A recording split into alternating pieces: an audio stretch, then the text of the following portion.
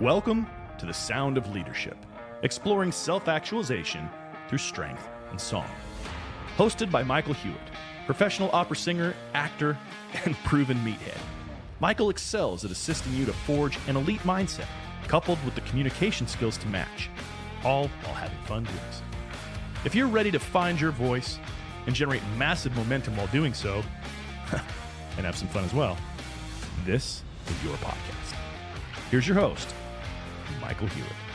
What's going on, y'all? Today we are going to talk about how to use your voice to take charge so that you can get what you want faster without burning bridges or making a mess out of things, so that you can be assertive without being aggressive. Mistakes that I have made many times over in my life.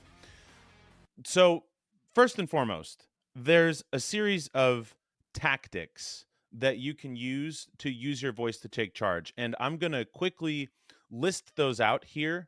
But the bulk of what we're going to talk about today is the higher level, more zoomed out identity level stuff that you can use to use your voice to take charge.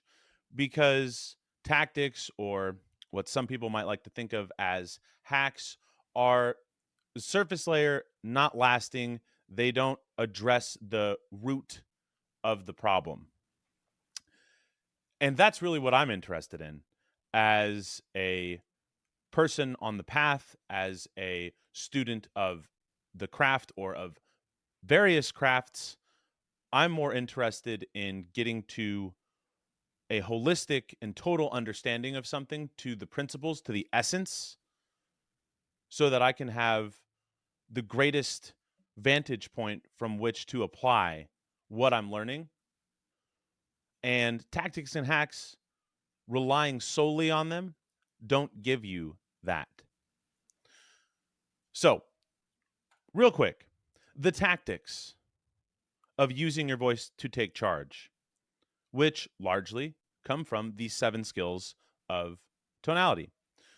Number 1 would be speaking with high vocal energy. This is based in tonality training skill number 1, resonance. It's a balance of chest and head voice. Really what it means is using your natural speaking voice, which means that vocal fry, enemy number 1 of the convicted and certain voice, vocal fry becomes impossible. Dying at the ends of your sentences becomes nigh on impossible. I believe that's the term I'm looking for. Number 2 is that asserting yourself, believing that asserting yourself is a right. And it's a good thing. It's not an imposition. This comes from tonality training, or the 7 skills of tonality. Skill number 4, mindset. I've mentioned this before. An easy example of this is looking at cold callers who believe that when they pick up the phone to call whoever is on their list, they're like, I'm bothering them. No, they don't want to hear from me, etc. As opposed to, hey, this is going to be the best thing that you've heard all day. You're going to thank me later down the line when this sales cycle is over and complete and we are implemented and you are utilizing what we're selling. You're going to thank me for calling you. Next is knowing what you want and knowing where you're going in a conversation. This is intention skill number 5.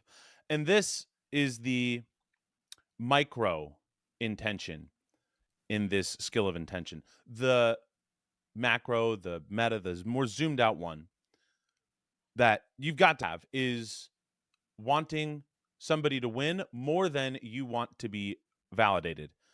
That underlies all communication. Right? Why are you opening your mouth? Because you want somebody to win. You've got something to say that's going to be helpful. But knowing what you want and where you're going, that gives structure, that gives more certainty, more confidence in the conversation, helps you to not lose your train of thought. And it's got to be specific. It's got to be action-based and specific. So it's not, I want them to have a good time, I want them to feel happy when they're done talking to me. It's, I want them to say, yes, we need a meeting yesterday. We need to explore this yesterday. What's the soonest time that we can get together to look deeper? You want them to raise their hand and say, me, I'm in. I want that. The more specific, the clearer the action for this intention, the better. Then, in order to use your voice to take charge, you want to speak in such a way that you can stop making statements sound like questions. This comes from the skill of subtext, tonality training skill number 6. If you're making a statement and it sounds like a question, that's weak. We don't want to be weak. It's difficult to take charge when you're weak.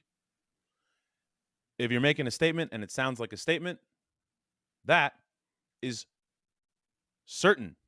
That sounds like you have certainty. That sounds strong. It takes strength to take charge.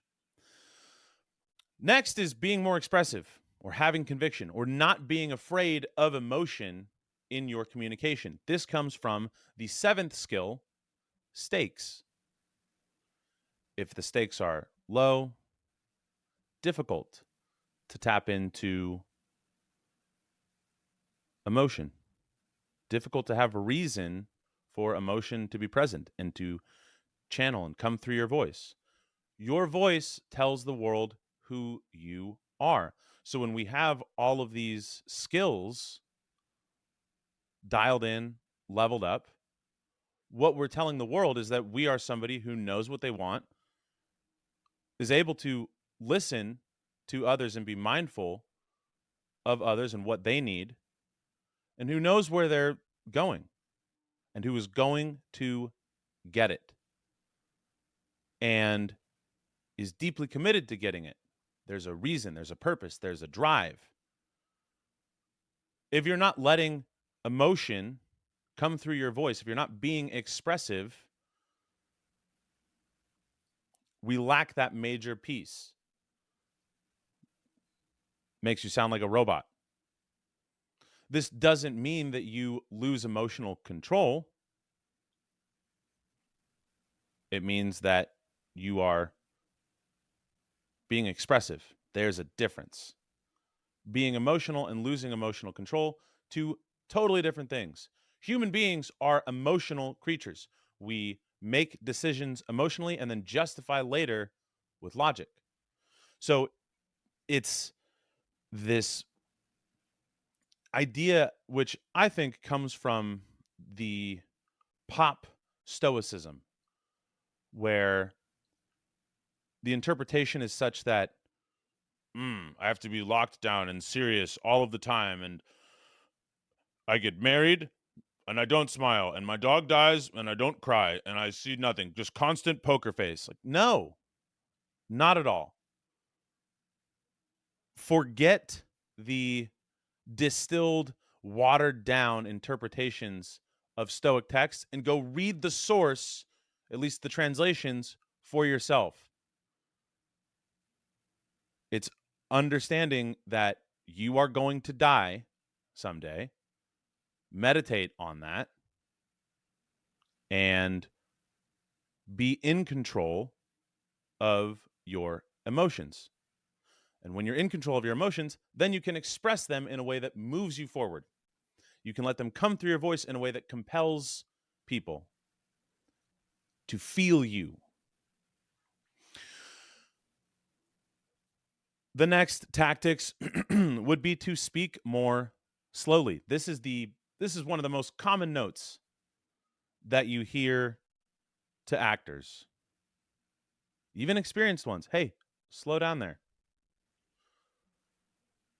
The pace of speech that we use in casual conversation is often much faster, much more rapid than it is if you are listening to a podcast, to a video, to a speech, to a presentation. And speaking more slowly not only allows for your listener to keep up with you and to comprehend what you are saying, but it also allows for you to stay calm and stay present and remove filler words from your vernacular.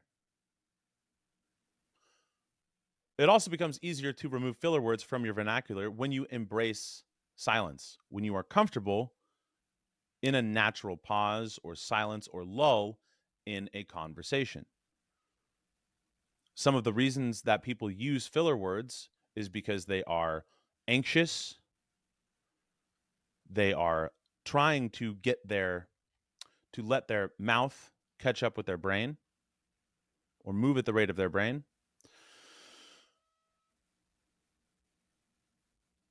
And because they simply don't know what they are seeking to say.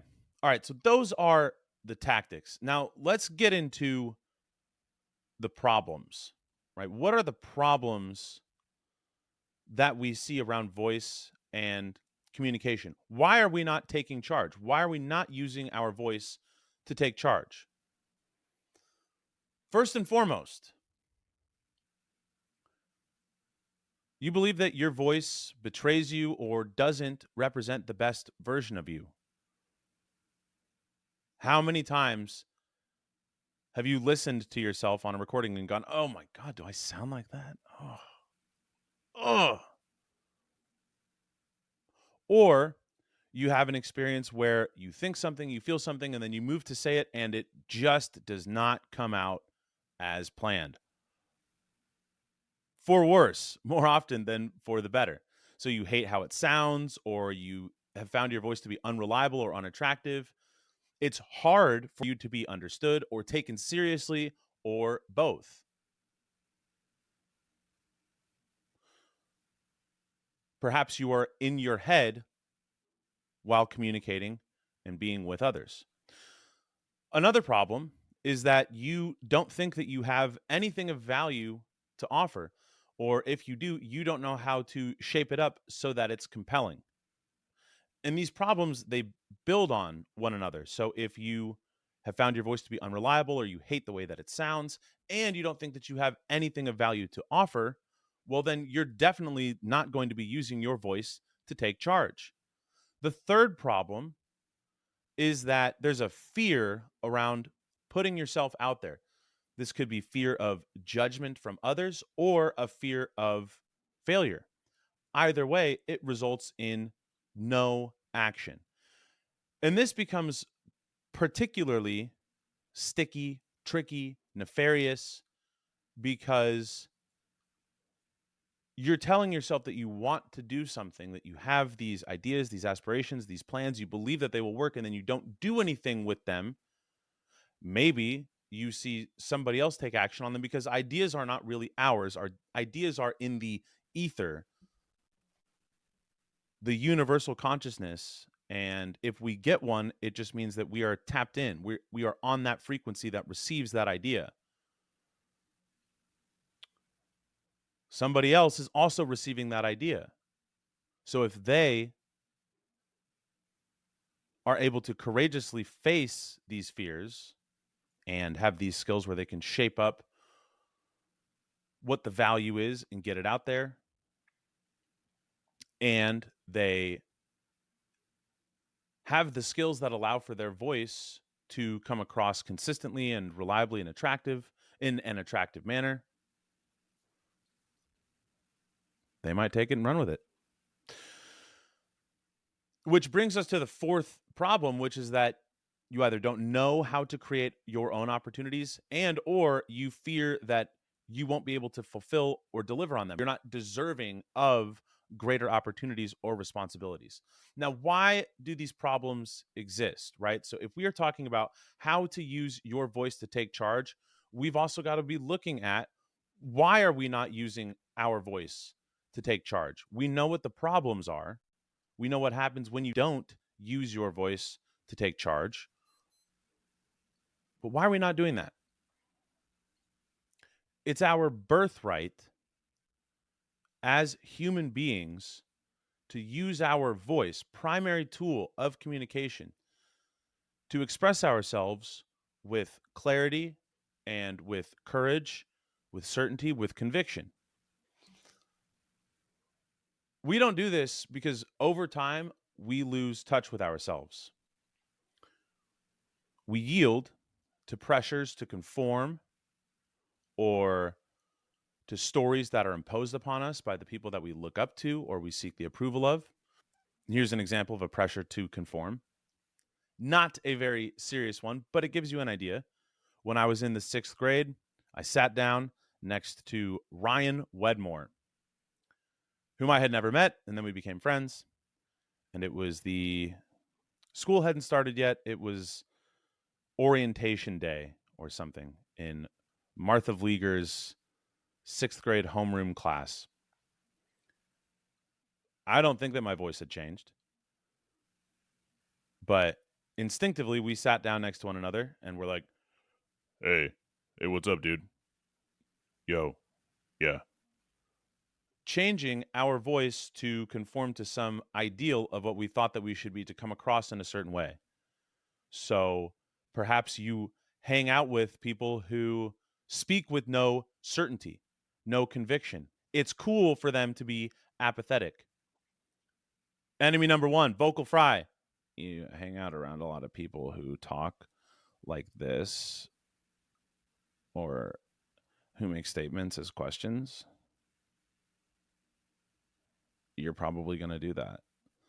This is understandable because in our hardware, the hardware and the software of this sack of meat and water and electrical impulses, not being included in the tribe meant death, lack of safety, lack of security. So there's big, powerful instincts that are driving us to conform. Or somebody says, hey, you're too loud. Shut up. Be more quiet. Nobody wants to hear you. You sound stupid. That's a dumb idea. We shrink back. We speak more quietly, more meekly. We have a thought, we have an idea, we have something to say, and we don't say it. Another reason that these problems exist is because of distraction and distortion from poison inputs. Poison inputs could be something like cheap dopamine sources that act like sedatives, such as excessive social media consumption or frankenfoods, foods that are not created with natural ingredients or ingredients that have been so convoluted that our body has no idea how to process them. This gets into our gut, into our digestion. The gut is our second brain. You feel something in your gut, that's intuition. Well, if this gets distorted, this is a deep connection to yourself, to that higher universal consciousness that gives us information, gives us ideas, connects us with ourself. Well, if your brain is fried, the neurotransmitters are depleted and wires are getting crossed from spending all day scrolling, and you're filling your gut with toxic sludge, of course you're not going to be able to focus. Of course you're not going to be able to get in touch with what you want and then get it out there. Another reason is because we are totally disconnected from our tribes. So we've got distraction and distortion from poison inputs, and then disconnection from tribe. Human beings are social creatures, but we are more isolated than ever, and we are trapped in negative feedback loops. When you have a tribe, you can go out and make more things happen. You have a team. You have a safety net.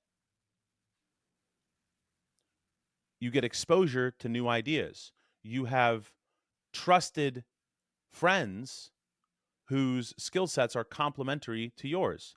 They're your weaknesses, they have strengths. You work together, you make something happen. You're having a rough day, they can console you.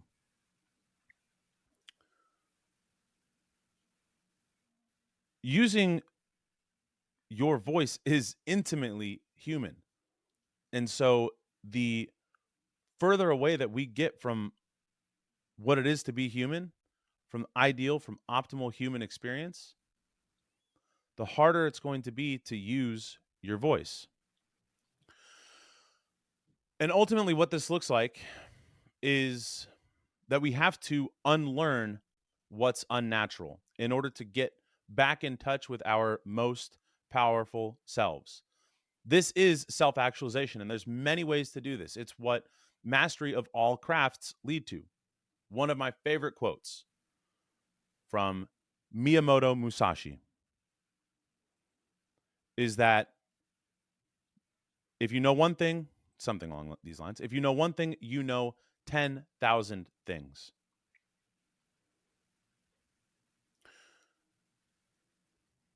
When you start understanding through action and through doing, through creating, through transformation, that you have the power to enact change, then you start to realize, oh, I can say what I want. It's okay to speak up. It's okay to be loud. It's okay to say what I want to say. It's okay if I put myself out there and I get shot down, or if I put myself out there and it goes great, it's not the end of the world. So I speed this process up for people by teaching them how to command a room by commanding themselves through finding and freeing their literal voice, their figurative voice, and then by reframing their relationship to themselves and the world. When you know the voice, for example, really know it intimately and you study it, then you know 10,000 things. Then you know you have the framework, the skills, the identity, the mindset, the belief to go and learn how to transform your body, to go and learn a new skill that's going to help you move forward. When I say there's many ways to do this, all skills, all crafts are just gateways to self-actualization. Fitness, music, not just learning how to sing, but studying music, learning a difficult role, and then executing it. Now, on the other side of this, right, we begin down this path. We start learning how to take charge using our voice. What becomes possible? All right, well, your voice is unshakable. It's commanding. It's attractive. It's totally authentic. And you're fully present with yourself. You're fully present with others. And you are spontaneous and relevant in your communication. You listen to yourself on recording and you go, whoa, I like that. In the singing world, for example, I believe, because this has been my own experience, I've also had the complete opposite experience where I'm like, oh, that sucks. But when things are going well, you should be your own favorite singer. You should be your favorite performer of the rep that lights you up.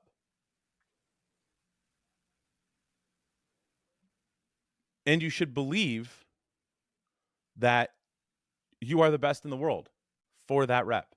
That doesn't mean it removes, or rather that does not come with the zero-sum game. I have to, if somebody else has, then I don't have. There are infinite opportunities. Believing that there's not means that you are giving somebody else the power to validate your own worth. So just because somebody is performing this rep that I believe that I'm the best at or whatever, it doesn't mean that I am worth less or that my skills or my talent is any less because they have this opportunity. You remove yourself from that way of measuring. Helps you to detach and have a more healthy relationship with this pursuit of craft. Make it more internal, more self-validating. The next possibility is that you have total clarity into what you offer, and you know how to tell your story in a way that is compelling. Next, you courageously take relentless action towards accomplishing your mission. You're not afraid, or you are afraid. That's what courage is. Courage is what you do, is action that you take in the face of fear. You feel fear, you acknowledge it, and then you move through it. You create and you share because creation is an invitation to connect. So what if somebody says you're dumb, or this is foolish, or that's never going to work, etc.? Or nobody shows up, nobody engages, whatever. Put it out there. Do it. The fourth possibility here is that you not only create your own opportunities and you have total confidence in them, you over deliver on these opportunities that you have created because you have a high degree of trust with yourself. Now, what do we have to do in order to bridge this gap between those problems that we're facing and this what could be, these possibilities? There's three things. First, we've got to find and free the literal voice. Oftentimes, if you get really clear on your messaging, your value proposition, which we're going to get to in a second, and you have this bias towards action, you have deep-rooted conviction, right? It's conviction that is a major linchpin here. With conviction comes courage. With conviction comes that emotional magnetism that helps you to express, that your voice helps you to express through your voice that's so irresistible. But, and I work with them every single day, even if you have those things, you might still kind of talk nasally. You might still have some bad vocal habits. You might improperly articulate because you're still a human and it can get messy in this sack of meat and water and electricity. Your mindset might need some tuning. You still might not be taking some action. Your intention might be such that you're still seeking validation. Your stakes might not be high enough. There could be another, there likely is another gear of expression, of emotion, of vocal discovery when you tap into your subtext and your stakes. There might be many more gears, many more shades, many more colors that can be available to you when you explore and then start implementing and take control of all the different types of resonance that your body has inside of it.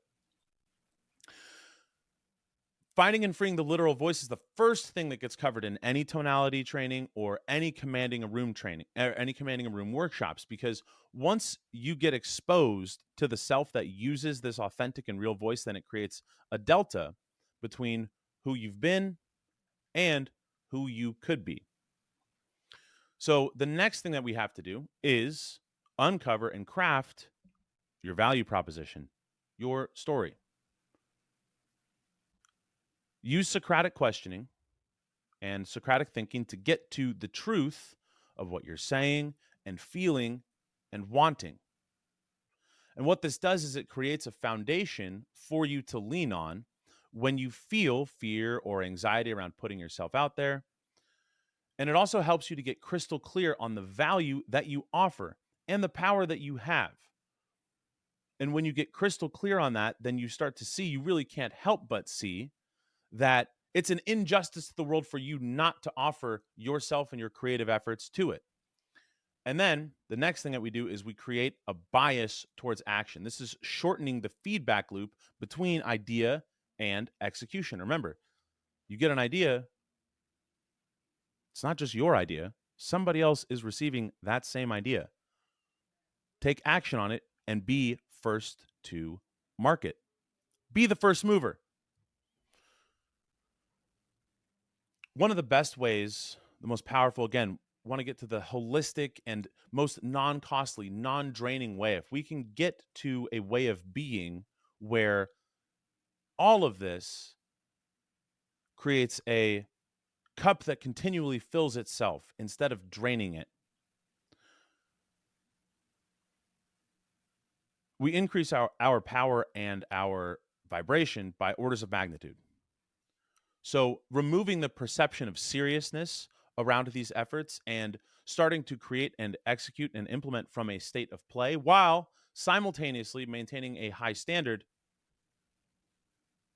major key when it comes to that cup that fills itself.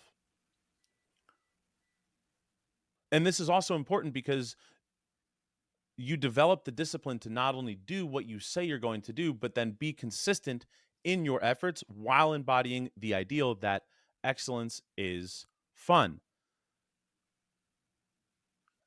And when you have these things in place and you open your mouth to speak and you are connected to a source of ideas and creativity and opportunity that is vast and powerful and essentially limitless, how could you not take charge? Every time that you open your mouth to speak, you are using your voice to take charge, because you will have the clarity and the courage and then the conviction to go forth and get exactly what you want faster than you ever thought possible, and bring people with you, invite them to come with you, instead of having it all be a zero-sum game where you must get so that others cannot have. If others have, you cannot get. It all goes together. Done correctly, and this is what we do in tonality training workshops and command a room workshops, this creates positive feedback loops so that you are leveling yourself up, getting in touch with your most powerful version of yourself, building a tribe, creating opportunities, and ultimately bending reality to your will. So, handful of awesome free resources on all of this stuff. There is the ebook by the same name as the podcast, The Sound of Leadership. Highly recommend you grab that. It's at whatever about section, wherever you are listening to this or watching. The 3 Pillars to Commanding a Room, it's a guide, also goes a little bit more in depth onto things we've covered here. And then some masterclasses and some recordings of me working one-on-one with some clients and some students to find and free their natural voice. All right, y'all. Go forth and speak boldly. Thanks for listening to another episode of The Sound of Leadership. If you enjoyed this podcast, share with a friend, share it on social media, and don't forget, of course, to like and subscribe. And maybe leave a review too. No, seriously, that stuff really does matter. Give us 5 stars. If you've got any questions, comments, want to get in contact with me, at Michael Hewitt 23 on all social media platforms. Now go forth and speak boldly.